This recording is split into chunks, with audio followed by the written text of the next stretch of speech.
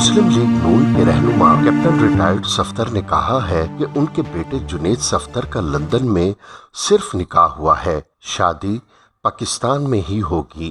نجی T V channel 24 news سے گفتگو کرتے ہوئے کیپٹن ریٹائرڈ صفدر کا کہنا تھا کہ اگر عمران خان کے بیٹے کی شادی ہوتی تو ہم انہیں عزت کے ساتھ جہاز کا ٹکٹ بھی دیتے اور برطانیہ بھیجتے۔ بیٹے کے نکاح کے موقع پر اس کی والدہ پاکستان میں تھی اور اپنے بیٹے کے پاس نہ ہونے پر بہت غمزدہ تھی۔ کیپٹن ریٹائرڈ صفدر سے ایک سوال پوچھا گیا کہ کیا وزراء پوچھ رہے ہیں کہ جنید صفدر کے نکاح کی تقریب پر کتنے پیسے خرچ ہوئے؟ اس کے جواب میں کیپٹن ریٹائرڈ صفدر کا کہنا تھا کہ جنید کے نکاح پر اتنے ہی پیسے لگے جتنے عمران خان کے پاک پتن والے نکاح پر لگے تھے۔ انہوں نے کہا کہ یہ بیوقوف لوگ ہیں، کچھ بھی بول دیتے ہیں، یہ اللہ کے فیصلوں کو تو چیلنج نہ کریں۔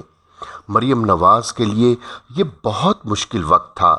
بیٹے کے نکاح کی تقریب پر مریم نے کہا تھا کہ اگر مجھ سے ووٹ کی عزت کی تحریک کے لیے قربانی مانگی گئی ہے تو اللہ میرے بیٹے کو سلامت رکھے، میں یہ قربانی دوں گی۔ اپنی بہو کو تحفہ دینے کے سوال پر کیپٹن ریٹائرڈ صفدر نے کہا کہ اللہ کے قانون کے مطابق وہ میری تیسری بیٹی ہے اور میرا سب کچھ اسی کے لیے ہے۔ اپنے پہلے دور میں میاں نواز شریف وزیر اعظم تھے تو بلدیاتی انتخابات میں لاہور کے علاقہ ساندہ سے اچانک ہی ایک نام سامنے آیا۔ وہ نام تھا میاں اجو، جو کہ میاں محمد اظہر کا نک نیم تھا۔ گراس روٹ لیول کے اس بادشاہ نے پورے زور سے الیکشن جیتا اور پہلی ہی مرتبہ لاہور کا لارڈ میئر بن گیا۔ نامور شخصیت میاں غفار احمد اپنے ایک خصوصی مضمون میں لکھتے ہیں، ان کے پاس عوام کی نبض تو تھی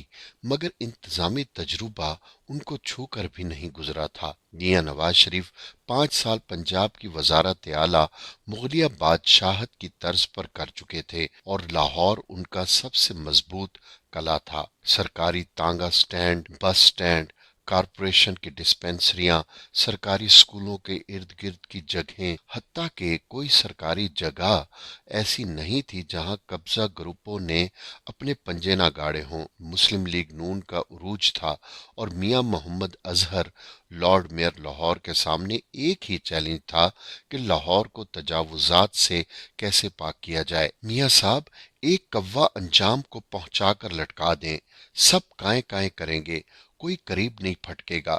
کوئی ایک بڑا کارنامہ کریں اور کسی نامی گرامی بندے کی تجاوزات گرا دیں۔ تلاش شروع ہوئی تو قرا وزیر اعظم نواز شریف کے سگے ماموں میاں عبدالحمید کے نام نکلا، جو بیڈن روڈ پر ماما حمید کے نام سے جانے جاتے تھے۔ ماما حمید نے سرکاری گلی پر قبضہ کر کے آئس کریم کی دکان بنا رکھی تھی اور ایک معروف برانڈ کے سامنے اپنا نرالا ہی برانڈ بنا لیا تھا۔ میاں اظہر نے حکم دیا اور چند گھنٹوں میں ماما حمید کی دکان منظر سے ہٹ چکی تھی اور گلی کی رکاوٹیں دور ہو چکی تھی۔ شہر بھر کو پیغام چلا گیا کہ اگر میاں اظہر نے مامے حمید کو نہیں چھوڑا تو کسی کو بھی نہیں چھوڑے گا۔ پھر چشم فلک نے دیکھا کہ لوگ مزدور بلا بلا کر اپنی تجاوزات خود گرانے لگے۔ چند ہی مہینوں میں لاہور کا قبلہ درست ہونے لگا تو میاں نواز شریف کے دائیں بائیں بیٹھے قبضہ گروپوں کو شدید تکلیف شروع ہوئی۔ سوال یہ تھا کہ میاں اظہر کو کیسے روکا جائے۔ لاہور میں یہ بات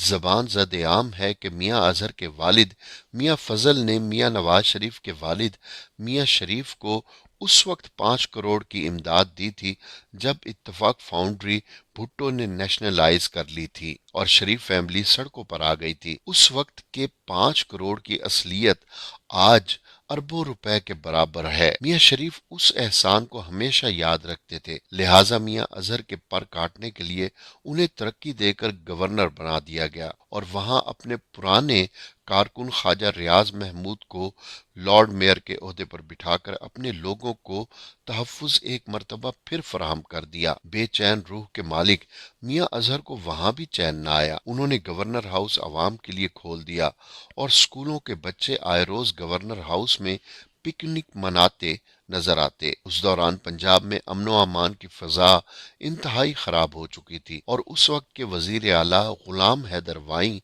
अमनो अमान कंट्रोल करने में मुकम्मल तौर पर नाकाम हो चुके थे। चुनाचे अमनो अमान का टास्क मियां अजहर को दिया गया। उस वक्त कामोकी और गुजरावाला के दरमियान थाना वांडू का इलाका गुंडों की अमाजगाह था और वहां पुलिस भी दाखिल नहीं हो सकती थी। सरकारी सड़कों पर बैरियर लगे हुए थे।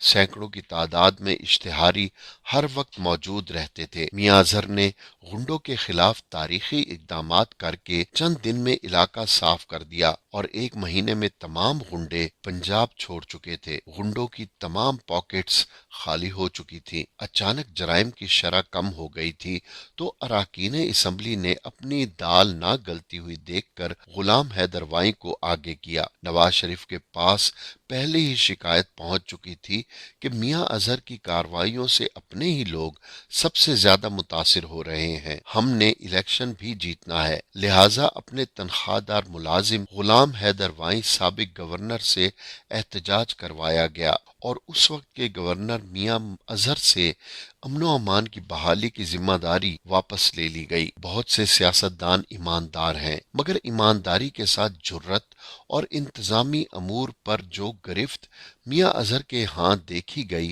वो पंजाब में किसी के हाथ न थी। इसी मियां अजहर का बेटा हमाद अजहर आज शायद पाकिस्तान का कम उम्र तरीन वजीर खजाना है। फिर वाकफाने हाल तो ये भी कहते हैं कि अपने बाप की तरह ईमानदार और जुर्रतमंदाना फैसले करने वाला है, मगर वो लॉबिंग करने के माहिर काबीना के दो वुजरा के अताब का शिकार बने और ये दोनों कारीगर वुजरा बारीक काम के भी माहिर हैं। उन्हें वजारत खजाना में अपने अलावा कोई और शख्स पसंद नहीं, लिहाजा सर मुंडाते ही ओले पड़ने के मुस्ताक हमाद अजहर के चार्ज संभालते ही उनके साथ इंडिया के साथ इंपोर्ट करने की एक वारदात मंसूबा बंदी के तहत डाल दी गई। अगर उन्हें काम करने दिया गया तो वाकफाने हाल के मुताबिक पाकिस्तान को एक और डॉक्टर मुबशिर हसन या डॉक्टर महबूबुल हक मिल सकता है। अब आते हैं सियासत के गढ़ लाहौर की तरफ। 3 साल गुजरने के बावजूद लाहौर में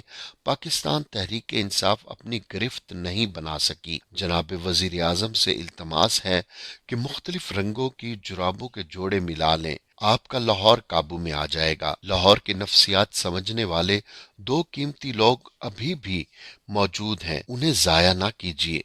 एक मियां अजहर जो वजादारी की सियासत के अमीन हैं और नौजवान सियासतदानों में अब्दुल अलीम खान जो कमगो मगर ज़हीन और मामला फहम हैं और फिर काबीना के रुकन भी हैं, और उनके साथ अगर कामरान लाशारी जैसा मजंग का रहने वाला नफ्सियात दान ब्यूरोक्रेट शामिल हो जाए और 4-5 लोगों पर मुश्तमिल एक कमेटी के स्पुर्द शहर लाहौर कर दिया जाए तो हकीकी तब्दीली जिसके ख्वाब देखे जा रहे हैं यकीनी तौर पर चंद ही हफ्तों में नजर आना शुरू हो जाएगी।